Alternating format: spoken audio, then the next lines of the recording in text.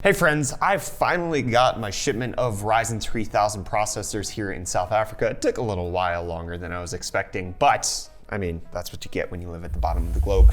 Anyways, we're still waiting on our 3900X, but that's neither here nor there. What we have here is a comparison between the Ryzen 5 3600 and the 3600X. Big thanks to Wootware here in South Africa for sending these over. We couldn't have done this comparison without them, so if you're in South Africa, check them out. But today, what we're gonna be seeing is if the $50 price difference between the 3600X and the 3600 actually makes sense, if you should consider the 3600X, or if you should just plain old simple get the one with no X. That's what we're gonna be talking about and discovering today, and that's gonna happen after I tell you about today's video sponsor, .tech Domains. My friends, you're into tech. That's why you're watching the UFD Tech channel, and if you're building a website, it makes sense to have a domain name that indicates your level of passion for technology, which is where .tech Domains comes in. You can join the likes of Viacom, Intel, CES, all of them have .tech Domains, and if you go to go.tech/UFD and enter UFD Tech as a coupon code, you can get 80% off 1 and 5 year subscriptions to your .tech domain.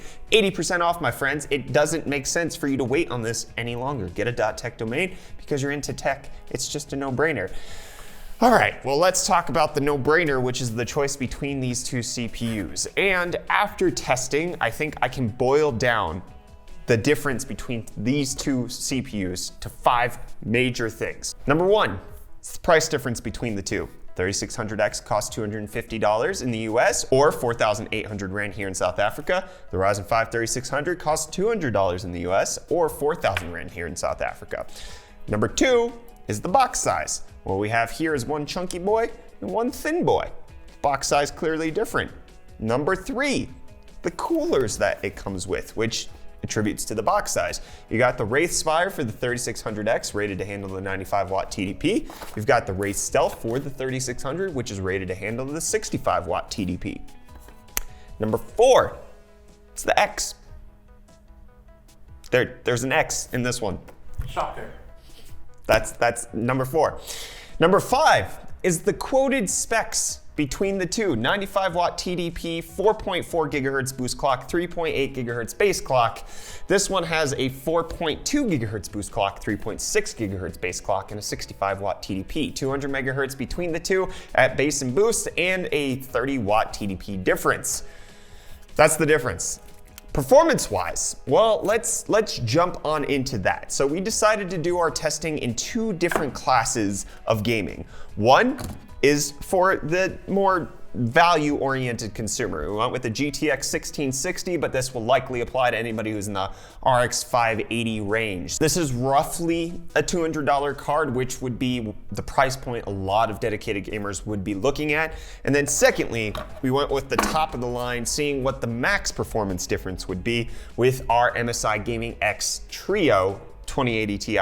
RTX 2080 Ti. So top of the range and more mid-tier, because that's kind of where the 3600 lies. Somebody would buy it to get a decent value, $750 PC, and then other people would pair a 3600 with the 2080 Ti. My personal rig is rocking an i5 with the 2080 Ti. So it's kind of just a sweet spot for a lot of people. And we did all of our testing on the ASRock X570 Tai Chi with the new G.Skill Trident Z Neos running at 3200 megahertz. So we had that standard across the two. We ran everything at 1080p high and compared the 1660 on the 3600 versus the 3600X, and then the 2080 Ti versus those. And for the majority of the testing, we used a dedicated cooler, which is our Deepcool Captain 240 Pro. And I'll get to why we did that in a second, and we'll talk about the stock cooler experience in just a minute.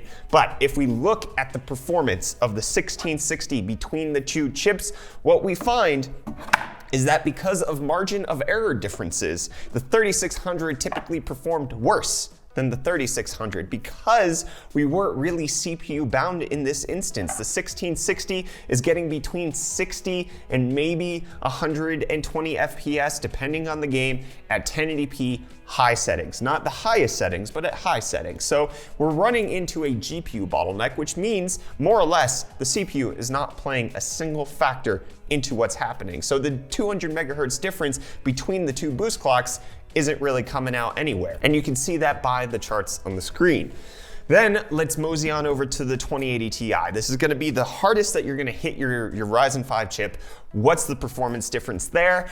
And it is 3% at most, 0% in some games, which, I mean, the 3% difference is a total of 4 FPS in Assassin's Creed Odyssey, going from 103 to 107, or potentially another 9 FPS in Resident Evil 2, going from 249 to 258.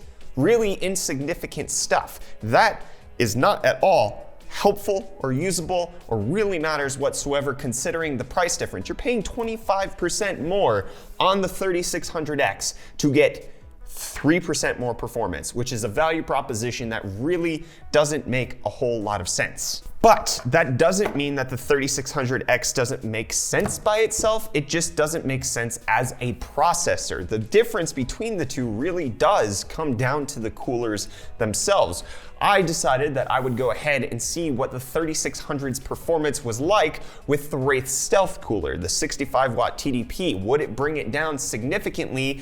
And the answer is yes. The 3600 cannot be handled on the Wraith Stealth cooler. What we found was we idled in the 50-degree region, as you can see on the screen right now. When we did a Cinebench run, we were in the 80-degree region, and we lost a total of 10% of gaming performance when we ran Assassin's Creed Odyssey. The Wraith Stealth not actually being able to take care of the 3600's 95 watt TDP. However, the Wraith Spire can absolutely do that. But as I mentioned at the beginning of the video, we were running all of our testing on the Captain 240 Pro, which kind of eliminated the bottleneck of the coolers. And what that showed us is that you're gonna get better value out of buying a secondary cooler than you would getting the 3600X itself. For $50, you can get the Hyper 212 Black for $35 on Amazon right now, and that would still save you $15 over the 3600X,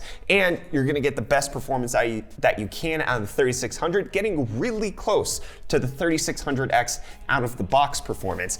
And then on top of that, if you check out Cooler Master's liquid cooling options, they have a 120mm liquid cooler AIO that you could also get for $50 and slap that on the 3600. You're really not getting that much more out of the 3600X to consider picking it up. The ultimate conclusion of the comparison between these two chips is that you should go with the 3600 no matter what, and then if you want the 3600X level performance, just buy a secondary cooler, which most people who are gonna spend $200 on a processor are going to do anyways. The value add for the 3600 is great. Running it on the Wraith Stealth is also good. However, I mean, if you're spending $200 on a processor, you're gonna be spending another $200 on the CPU. Dropping $35 on a CPU cooler to get better performance is gonna be worth it overall when you consider the total cost of the system. Another $35 on a $750 system is meaningless. So go ahead, pick up a new cooler for your 3600.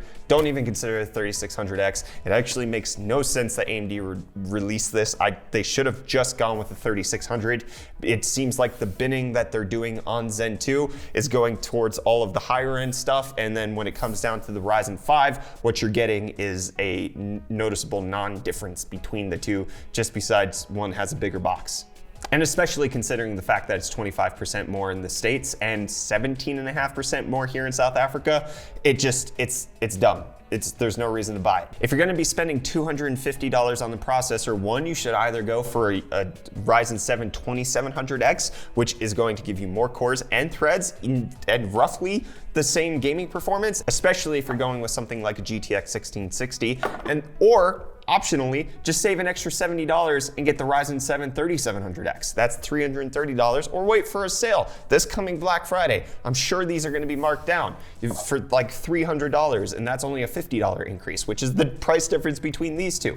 It makes a whole lot of sense to just skip the 3600, get the Ryzen 5 3600. And you know what else makes a lot of sense? Getting a .tech domain. If you're into tech, you can join the likes of Intel, Viacom, CES, they all use .tech domains. Use coupon code UFDTech to get 80% off 1 and 5-year subscriptions at the link of go.tech/UFD. All of that will be down below. But let me know what you thought of this comparison. Are you picking up a 3600X? Are you picking up a 3600? What's your decision-making process between the two? Keen to hear from you down below in the comments. If you want to pick up either one of these chips, you can do so at the links in the video description. They're an Amazon affiliate code. Helps to support the channel and make sure that we can continue to do comparisons like this. Also, you can consider checking us out on our Patreon. Support us there. You get early access to our videos with no ads so that you don't have to sit through anything. And you can just get the video experience. And also, we're going to be on Floatplane soon. Just waiting on a few things from them. But we're going to be on Floatplane, and that's going to happen. So yeah, hit the like button if you enjoyed this video. Get subscribed to stay up to date on all of our tech-related content. I'm Brett with the UFD Tech Channel. Thank you so much for watching. I'll see your smiling face again in the next video. Bye.